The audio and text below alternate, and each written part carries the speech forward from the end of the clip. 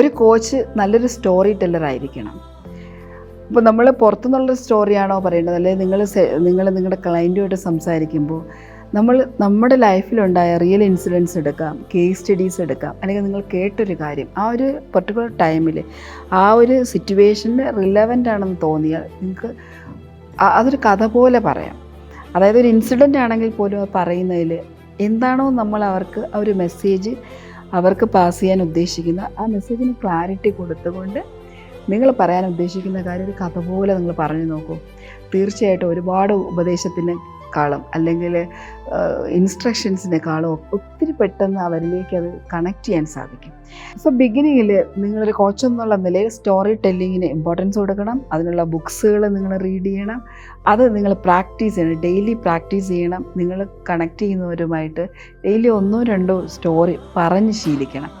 ഇത് തരുന്ന ഇമ്പാക്റ്റ് വളരെ പവർഫുൾ ആയിരിക്കും.